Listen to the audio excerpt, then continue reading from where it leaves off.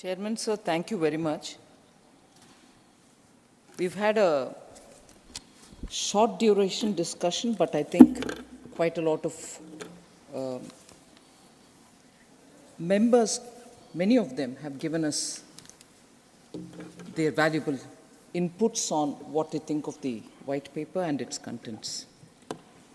So, giving a very brief introduction to my speech, my reply, not really getting into too much of a detail which is there in the white paper itself, because it's been laid in both the houses and I've given a fairly elaborate reply in Lok Sabha and also a fairly elaborate opening statement there, but I still would get into some details, but not too many.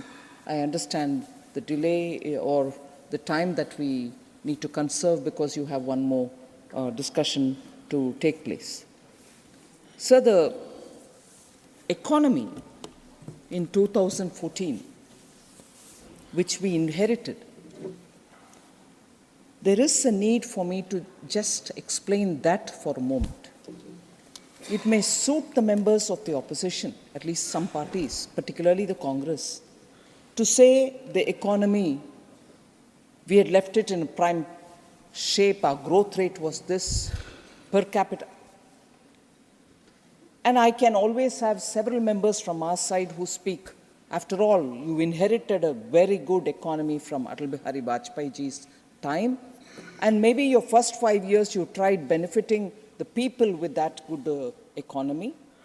But subsequently, and unfortunately after the global financial crisis, it was thorough mismanagement. All this can be said. Both sides can argue over them, but the fact is these are already sort of well analyzed, well written about, and they are out there in the public. It's not just for me to say it.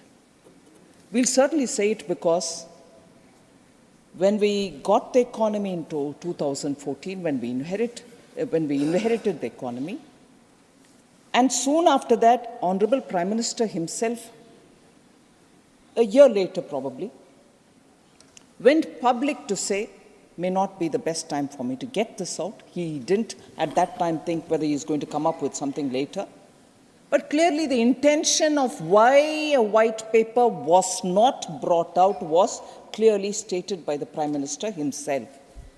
It would have certainly damaged the confidence the Indian citizens had in our own country, in its institutions, in the strength of its economy, in the strength of the institutions which have to serve the economy and so on. So he didn't want to shatter the confidence of the people. After all, they blessed him to come and serve the country.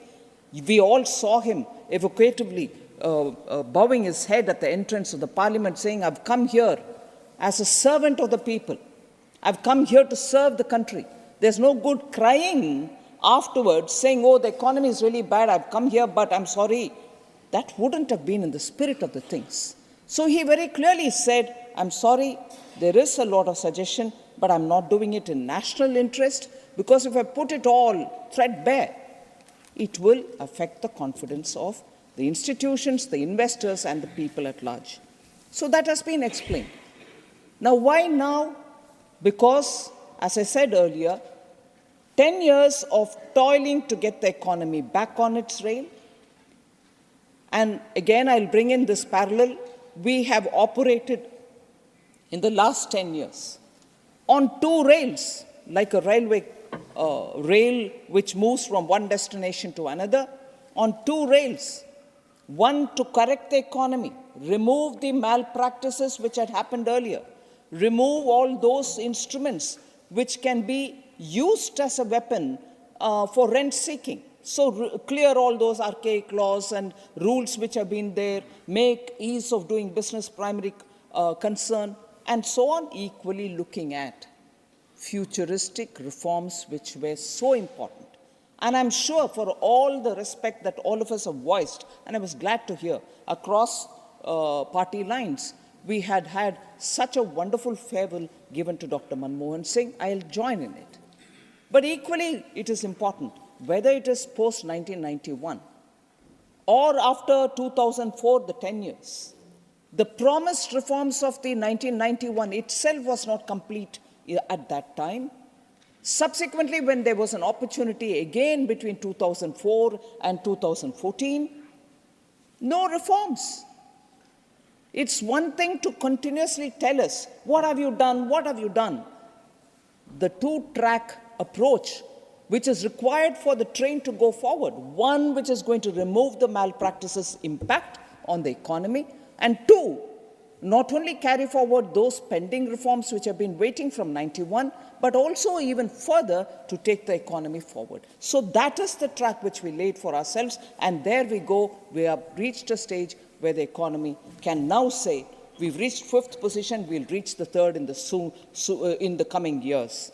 And that is where I want to compare it. There is a proverb in Tamil, and I'm sure every one of our languages, which is very rich, our languages are so rich in metaphor, rich in idiom, rich in the local context, and so on.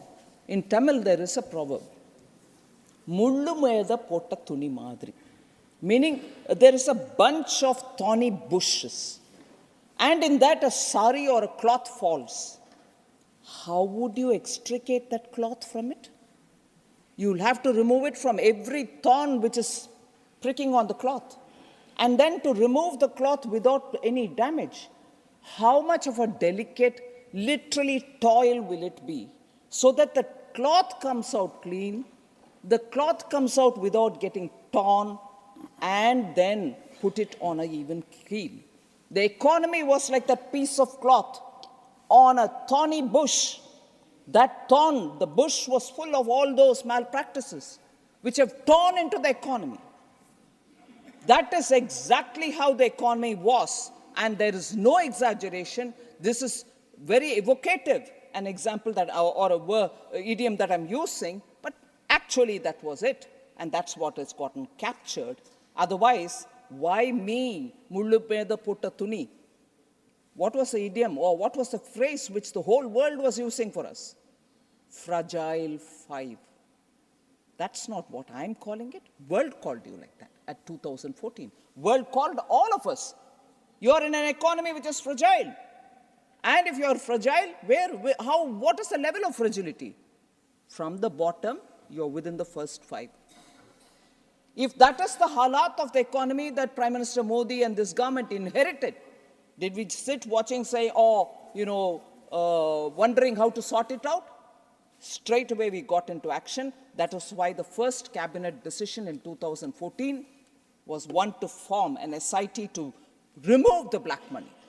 And second was an expenditure reform commission which was formed under Bimal Jalanji, just so that all the profligate expenditure of the earlier government could be rationalized, more systematic and answerable methods of doing governance will be put in place. Those were the first 2 decisions of this government, clearly stating the intent with which we are getting on the job of cleaning the economy and giving it new lease of life. And as a result, today I'm happy to say that we've reached where we have reached. And at this stage, as an elected government, we have every duty to inform the public of this country to these 2 august houses, Lok Sabha and the Rajya Sabha, where people's representatives are seated, so that they know the true picture. What was it then? Comparable time. What is it now? And what effort it took for us to restore it. Mullu meda potta thuni. I repeat it. That mind picture about our economy and the way in which it had to be delicately removed from those thorny bushes. Do legislation, do correction in the rules. Also make sure that you're giving enough incentives where it has to go in the right place. Savings by using technology. Not one thing, sir, and not at one level, sir. Across the board, at various levels, the economy had to be restored. So, today when we are bringing the white paper, it is because, as I said, we have brought the economy to a certain level, and that level gives us the confidence that we are able to now say within the next few years, and that is why Honorable Prime Minister keeps saying, in my 3rd term, surely the economy will reach third rank. And this is not without reason. And above all, again, once again, why now? There should be a record for our posterity so that we know what happens when the intent and the governance is not transparent, when the intent is not good, when the transparency is not available in governance, what can happen to the economy, which should never be repeated. We need to have governance clean. We need to have governance which is accountable and not have governance which is through extra-constitutional bodies. So, as I said, in the Lok Sabha, I had spent some time explaining through various items which are part of the white paper, coal scam, how the banks went into a big mess and how that was brought back. I had explained it all. I do not want to spend too much time going into one more or a third more or fourth more in the list of items which we have mentioned in the white paper, but I'm talking about the overall project implementation and the speed with which these schemes were implemented. And that itself is one classic example of everybody was going about their own in the government. And Honorable Dr. Manmohan Singh was not able to get them all together to give that collective synergy.